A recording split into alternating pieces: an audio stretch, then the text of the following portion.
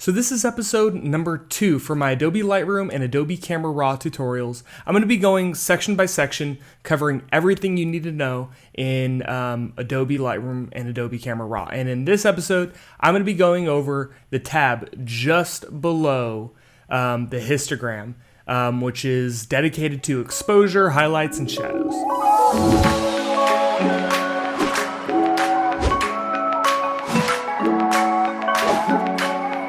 So I'll be going over the white balance tab in a later episode where we talk about color in Lightroom and Adobe Camera Raw.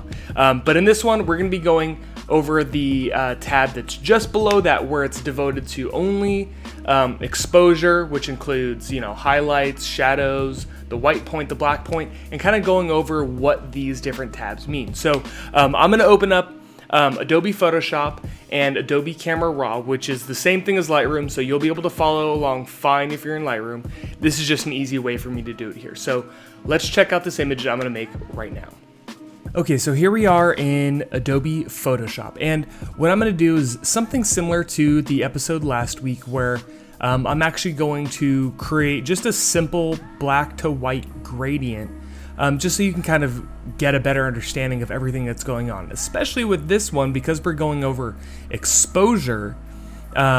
Exposure is basically just talking about the values from the black all the way up to the white. So right here, I've got pure black and pure white, and I'm going to make a gradient. So I'm gonna just make a gradient, but what I'm gonna do first, just so I can kind of explain this a little bit better to you guys, I'm not gonna make it pure black and pure white. I'm actually gonna bring this up to more of a dark gray shade, and then I'm gonna bring this down to a light gray shade, and then I'll do a gradient from the far left over to the far right.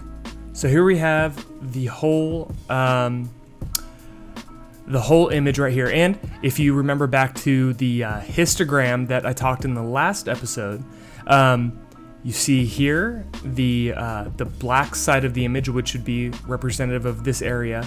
It doesn't go all the way down to the blacks, and the whites don't go all the way up to pure white, which is obvious because I just selected here, so that's exactly what I would expect. So I'm going to just be able to open this in Adobe Camera Raw. I'm going to convert this to a smart filter and then open it in Adobe Camera Raw. So this is the same as Adobe Lightroom, so don't be afraid if you aren't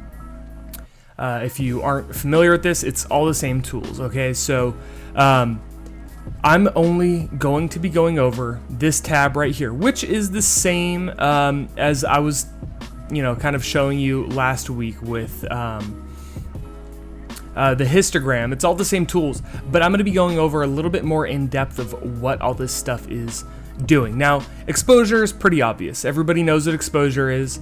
It's just either turning the image, all the way dark or all the way white, and it's kind of an indiscriminate change in value across the image. So it's going to apply to all the blacks, all the whites, everything in between. And that's just how it's working. So what I'm going to go over first is down here at the bottom. So you have the whites and the blacks. So you might be thinking this is kind of similar to what highlights and shadow does, but it's not. I can promise you that. What this is basically doing is if you adjust the black point right here, it's basically you telling either Adobe Camera Raw or Lightroom where you want in the image, where you want it to start turning pure black. So right here it's set to 0, and you see the black side of the image would be up here on the histogram.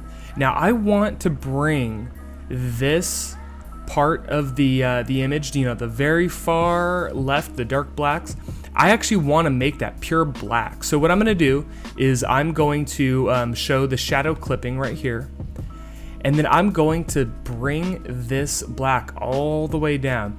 And so remember what this is doing. This is actually telling the image what you want to be pure black. So as I drag this down, look, there you'll see now right there, it's starting to become pure black. So right now we have an image that is a gradient from pure black to, pretty high white. So what I'm going to do now is I'm going to turn on the highlight clipping warning, and I will do the same for the whites. And you see, as I drag, watch up here.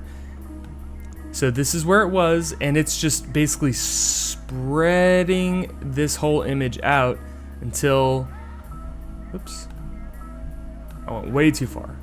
So there you go. So now it's clipping on the pure white. So there you have it. It's a full gradient from pure white all the way to pure black. But now you might be wondering what the shadows and highlights do. Now, the shadows and highlights, it's fairly similar to the exposure tab right here. But what it's doing is with the highlights, all it's doing is basically, here's, pretend like this is the 50% mark right here. Like this is the 50% gray. All it's doing is saying, okay, well, I'm only gonna affect everything from the 50% gray and up. So, I'm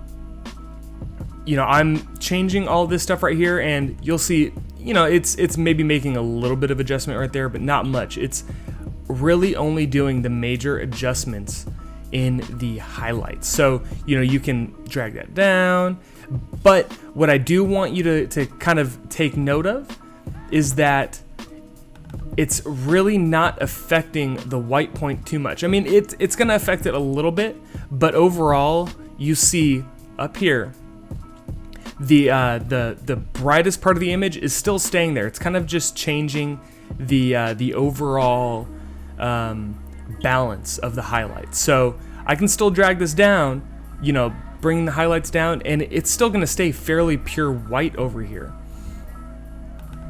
And I'm gonna change it back. And then the same goes with the shadows. All it's gonna really affect for the most part is this area. And it'll have a little bit of changes that it'll end up doing over here too, but not much. The majority of the changes are going to be within the shadow area. So it's just kind of adjusting the exposure within there. And then clearly contrast, it's just the difference between the white and the black. And you can see, I think this is a very good representation with this gradient, that in the center, it's fairly balanced, but as you drag the contrast down, this gradient really, really thins out.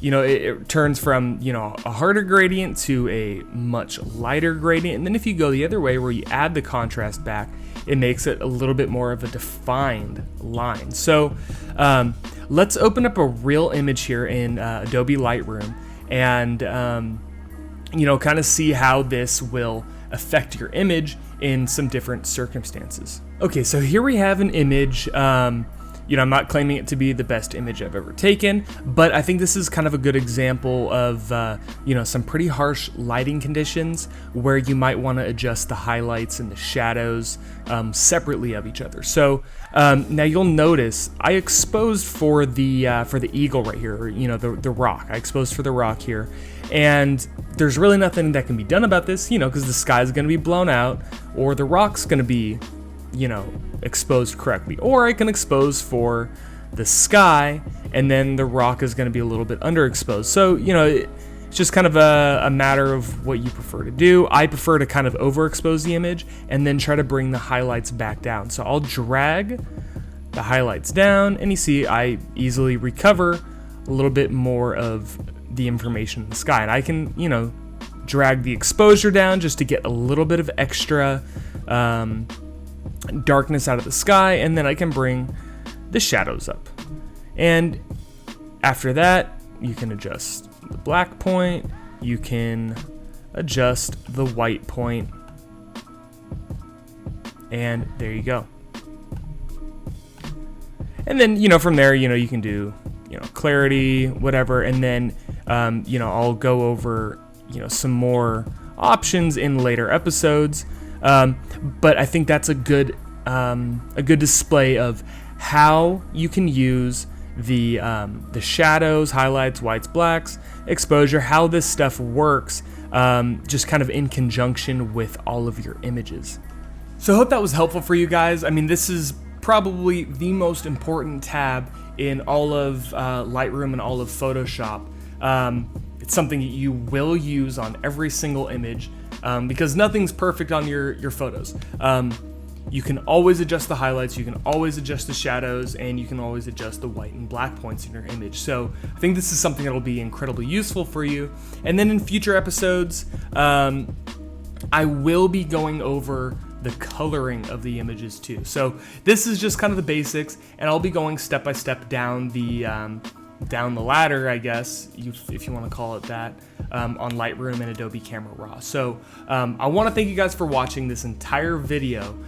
If you can, leave a comment, let me know what you liked about this, what you didn't like, and maybe give me some suggestions for future videos. I'll be going over, Lightroom and Adobe Camera Raw. Like I said, I'll be going over that over the next couple weeks or so, just hitting every single point about the program. So once again, thank you guys for watching the entire video, and I will see you on the next one.